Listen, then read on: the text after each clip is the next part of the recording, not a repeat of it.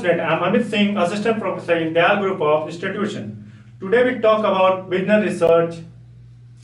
First of all, business research is planning, collection and analysis of data relevant to business decision making and the communication of the research of this analysis to the management.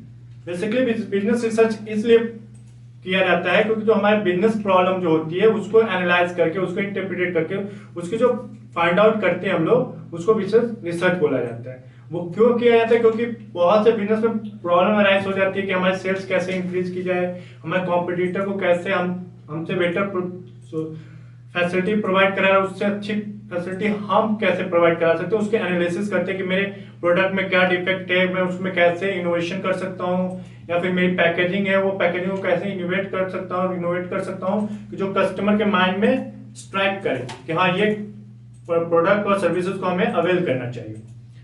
अब इसका second जो definition होता है वो है business research is a management tool that companies use to reduce uncertainty. It is a manager's source of information about organizational and environmental condition and cover topic ranging from long-range planning to the most impractical theoretical decision. Now we talk about the features of business research. Systematic and organise. जो business research होता है वो systematic and organise way में होता है क्योंकि उसमें ये होता है कि हमें ये पता है कि ये कोई भी प्रॉब्लम, बिजनेस प्रॉब्लम को हम फेस करते हैं, उस बिजनेस प्रॉब्लम को फिर हम एनालाइज करते हैं कि मेरे साथ ही ये बिजनेस प्रॉब्लम क्यों होती है, बाकी मेरे कॉम्पिटिटर के साथ क्यों नहीं होती, उसने ऐसा कौन सा टर्मिनोलॉजी यूज किया या फिर कौन सा टूल्स यूज किया है जिससे वो अच्छा बेटरमेंट कर रहा है। और सेकंड होता है ऑब्जेक्टिव अप्रोच। ये सिंपल सा होता है कि हमारे यहाँ ऑब्जेक्टिव्स होते हैं, वो हमें पता होने चाहिए कि हाँ हमारे यहाँ ऑब्जेक्टिव्स क्या है, कि मेरे जो बिजनेस रिसर्च करने का ऑब्जेक्टिव क्या होना चाहिए, प्रॉफिट मैक्सिमाइजेशन या फिर सर्वाइवल या फिर ग्रोथ, क्योंकि ये तीन ही पिलर होते हैं जो बिजनेस को डिपेंड करते हैं। अगर आप प्रॉफिटेबिलिटी ऑन नहीं करोगे तो सर्वाइव नहीं कर पाओगे, सर्वाइव नहीं कर पाओगे तो ग्रोथ नहीं कर पाओगे। तो ये तीनों कोरिलेट होते हैं एक दूसरे से। ऐसा नहीं कि बिना प्रॉफिटेबिलिटी के सीधे सर्वाइवल पे स्टेज पे पहुंच जाए, तो वो इम्पॉसिबल होता है। उसके बाद होता है applied in nature. Applied in nature का मतलब होता है कि हम जिस बिजनेस प्रॉब्लम को फेस करेंगे उसके बाद उसको यूज करेंगे कि हाँ ये जो मैंने प्रॉब्लम को फेस किया था इसका जो सोल्यूशन मिला अल्टरनेटिव, उसको यूज करेंगे कि हाँ मेरा जो रिसर्च था वो 100% एक्यूरेट है या फिर कुछ वेरी कर रहा है, तो हम उसमें कुछ चेंजेस करेंगे फिर से नेक्स्ट प्रोसेस के लिए। Involves lengthy fact finding exercises. और इसमें क्या होता है, जो बिजनेस प्रोसेस होता है ये छोटा सा प्रोसेस नहीं होता, क्योंकि हमारा जो ये छोटे बिजनेस फर्म के लिए यूज नहीं किया जाता, बड़ी बड़ी बिजनेस फर्म के लिए यूज किया जाता है, क्योंकि उनके यहाँ एक रिसर्च एंड डेवलपमेंट नाम का डिपार्टमेंट होता है जो इन सब चीजों को वेरी करता है। फॉर एग्जाम्पल अगर हम लोग आज की डेट में कंपैरिजन करें फ्लिपकार्ट, अमेजोन या फिर और भी साइट्स है, या फिर ओलेक्स हो गया, ओलेक्स पहले शुरू में आया था तो बहुत अच्छा करता था, फिर उसमें ऐसी क्या चेंजेस आए जो फ्लिपकार्ट आज की दुनिया में सबसे आगे और अमेजोन भी आज आगे हो गया। पहले जब हम लोग डिजिटल मार्केटिंग करते तो अमेजोन पहले ये नहीं सोचता था कि आप अमेजोन के थ्रू पे करिए, लेकिन वो सारी फैसिलिटी अपने अमेजोन में लेके आया। आप उससे पे भी कर सकते हैं, आप ऑनलाइन नेट जैसे नेटफ्लिक्स होता है वैसे ही उसमें भी आप मूवीज देख सकते हैं, सब कुछ कर सकते हैं। अमेजोन एक प्लेटफॉर्म बन चुका है सारी सर्विसेज को अवेल कराने का।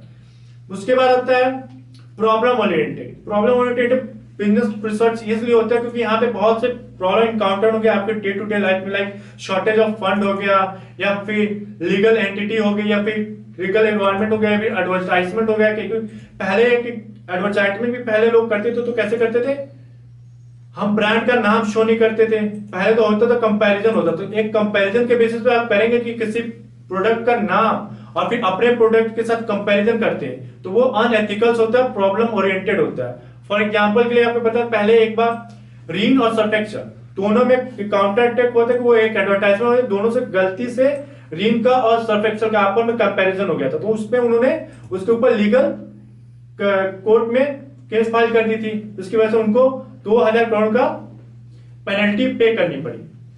Now conductor in dynamic environment. Dynamic environment में कंडक्टर तो ये तो अगर हमारा नेचुरल एनवायरनमेंट होता है, रेगुलर प्रोसेस पे होता है, तो हम इस चीज को कंडक्ट नहीं कराते कि हाँ मुझे बिजनेस रिसर्च की जरूरत है। पर अगर ये डायनेमिक एनवायरनमेंट इसलिए करते हैं क्योंकि हमारा बिजनेस अनसर्टेन होता है, कब ग्रोथ करेगा कब फॉल डाउन होगा किसी को नहीं पता, इसलिए हम डायनेमिक एनवायरनमेंट में इस चीज को यूज करते हैं। अब उसके बाद सेकंड तो पॉइंट आता है why study business research. First estimating expenses. अब हमें ये एक्सपेंसेस करते हैं कि पहले मैं अगर नया प्रोडक्ट लॉन्च करता हूं तो उसके पीछे जो एक्सरसाइज होगी वो ये एक्सरसाइज होगी, वो रिसर्च के पार्ट होगा। तो एक्सरसाइज में ये शो करेगा कि मेरे यहाँ अगर मैं नया प्रोडक्ट हो तो कितने पैसे उसमें एक्सपेंसेस इंकर्ड हो सकते हैं।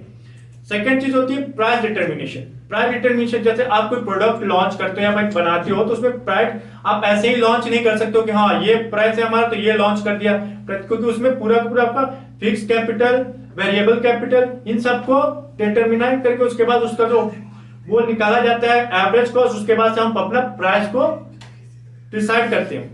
Assistant manager in the decision making process, उसके बाद ये क्या करता है बिजनेस रिसर्च असिस्ट करता है मैनेजर्स को कि हम डिसीजन टेकिंग प्रोसेस है। जैसे हमारे यहाँ कोई शॉर्टेज होता है डिमांड और सप्लाई ऑफ एम्प्लॉय, जहां पे डिमांड एम्प्लॉय की 10 है लेकिन वहां पे सप्लाई हो रही 8 की, तो ये शॉर्टेज ऑफ एम्प्लॉय होगा। एम्प्लॉय शॉर्टेज होगी तो आपका मेन पावर रिड्यूस हो जाएगा, फिर आपका प्रोडक्शन ऑटोमेटिकली रिड्यूस हो जाएगा। उसके बाद इवैल्यूएटिंग मार्केट ट्रेंड्स। अब इसमें रिसर्च ये हेल्प करता है कि आज की डेट में लोगों को क्या चाहिए, कौन सा मार्केट में ऐसा कौन सा ट्रेंड चल रहा है जिसके लिए वो इतना इजिली वर्क कर सकते हैं। जैसे कि आज की सबसे ज्यादा जो ट्रेंड चलती है वो होता है डिजिटल मार्केटिंग, सोशल मीडिया की बात करें तो एफबी चलता है। फेसबुक को ज्यादा लोग वो करते हैं, ट्रेंड में करते हैं। फिर कुछ भी आपका छोटा सा भी फंक्शन होगा एफबी पे डाल दिया, इंस्टाग्राम पे डाल दिया, तो ये चीजें छोटा कि आज की डेट में ट्रेंड चल क्या रहा है। उसके बाद होता है achieving competitive advantage. Competitive advantage में ये होता है कि आप अपने कॉम्पिटिटर के अकॉर्डिंग आप अपने एडवांटेज को, जैसे जो आपके एडवांटेज होगी उस चीज को आप फुलफिल करके अपने कॉम्पिटिटर को पीछे कर सकते हैं। फॉर एग्जांपल आपकी सर्विस अच्छी है तो आप सर्विस को क्वालिटी में इंप्रूव कर सकते हैं। फॉर एग्जांपल के जैसे पहले इंडिया में हीरो और होंडा आई थी, तो हीरो इंडियन ब्रांड है, होंडा आपकी जापानीज ब्रांड है। तो उन्होंने क्या कहते हैं, हीरो के पास तो मार्केट था इंडिया में और होंडा के पास टेक्नोलॉजी थी, तो उन दोनों ने मर्ज करके यहाँ पे पूरे पूरे इंडियन मार्केट को कवर किया। उन्होंने ऐसी बाइक बनाई रिसर्च करके कि जो मतलब गरीब से गरीब एम्प्लॉय है वो ले सके और अपने आप उसको इफिशिएंसी हो, माइलेज वाली हो, बस ये चीजें हो। और हीरो के पास क्या था, मार्केट कैप्चर था, तो उसको ज्यादा मेहनत नहीं करनी पड़ती मार्केट को कैप्चर करने के, स्ट्रेटेड करने के लिए। Okay, thank you.